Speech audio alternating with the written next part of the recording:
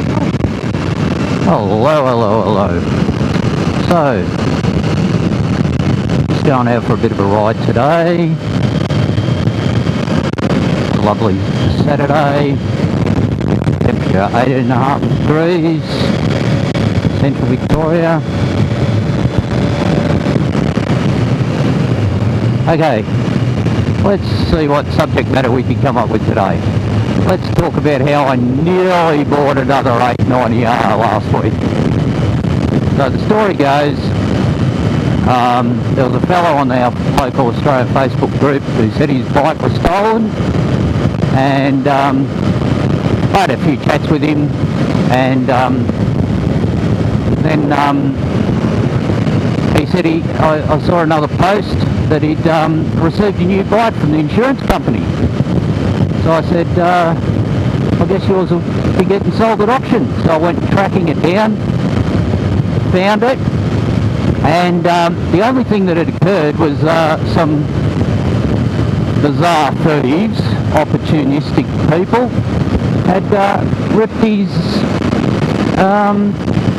P-lock out of the bike, wheeled it down the road around the corner, and then maybe gave up the ghost. Maybe he thought it was too heavy to push. I don't know. So it was recovered. There was next to no damage other than ripping the lock out. So I had a bit of insider information about this bike. It did have tech pack fitted to it, and it only had 4,500 Ks on it. And I probably did a silly thing. I shared the auction on the group as well, and I asked a few people if what they thought it was worth. We had a bit of a mystery auction. And now you got to remember these are Australian figures. So this bike retails for $19,195 right away in Australia, and everyone was saying, oh, 6.5, only good for a track bike. Now in Australia, once something's stolen and written off by a insurance company, it's two levels. One is written off, non-repairable, non-re-registerable bike, so you'd need to reframe it, or use it as a track bike, something like that. Or there's repairable write-off. Now this is where you've got to take it into the same place, a local mechanic that does roadworthies, and it costs about around $900 to have a full WOVR inspection done, and then you've got to register it as well. So you've got to consider that there's near $1,000 just to have it assessed. So now these what they call them salvage auctions, they run for 3 days. They start at 12 noon Monday and end at 12 noon Wednesday, and 10 minutes before, if there's any bids in the last 10 minutes, it still leaves it open for continued bidding. So I set myself a bit of a budget, maybe 6.1 I reckon it was worth, because also you've got to take into consideration that these auction houses charge 13.5%, whatever the bid value is. So obviously the bid value goes to the insurance company, that's what the insurance company gets, but the auctioneer makes 13.5%, doing nothing. Well, okay, they facilitate, they provide all of that.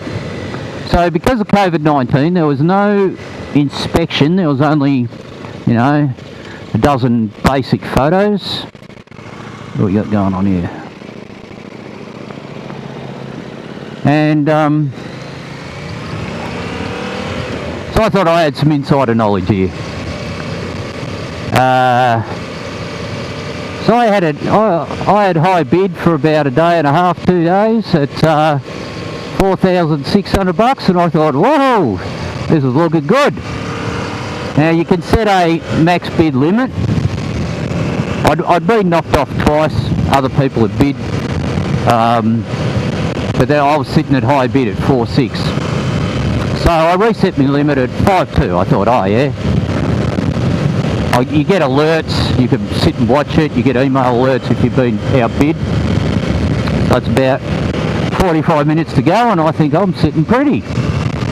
Then all of a sudden, she cracks $9,000. Now, there is currently on the Australian market, there is a second-hand 890R with 10,000 Ks on it. The guy's asking 14,750. So he'd probably take 14, I suppose, if you offered him the cash. And did the sums. This one paying $9,000, he would be, to get it on the road, and this is estimating it might only cost him $500 for the key lock, but it could cost more. There might be an ECU required, who knows. But if he wanted to get that on the road, he's sitting at 12.5. But it will always have this WOVR black mark against that bike. So that's automatically devalued by about 20-30% at retail. And I'm thinking, man, that's overpaid. And everyone else on the local Facebook group agreed. But maybe they weren't aware of all the costs involved. Who knows? Or maybe they think it's still a bargain. But you would have been better off buying the one with 10,000 Ks, because if you're bidding on that one, you still didn't know how many Ks it had. You didn't know if it had a tech pack. So it's got me bamboozled. Oh, but while I was auctioning there, while I was on the auction, there happened to be a 2020 390 Duke, and I'm thinking, oh, it's only $600 currently. I think I bid to 1,300. Top bidded at $1,600, and there's an alert after the end of the auction, and it was obviously passed in, didn't make the insurers, what do they call that? Didn't make the insurers minimum, or whatever they call that. But I guess you'll tell me in the comments what it's called, I just can't remember right now. Anyway, so that's how I nearly ended up with maybe enough because I thought if I won this at 4.6, pick that up at $1,300, it's worth the trip to Melbourne to pick up 2 bikes. Then I've really a Duke a twist. Anyway, so we're keeping the 890R and I'm keeping my 790.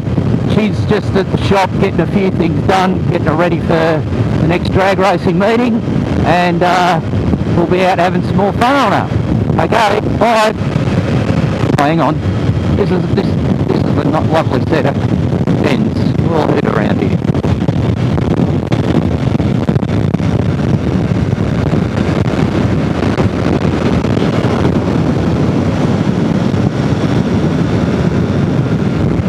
There you go. Now I can leave. Bye.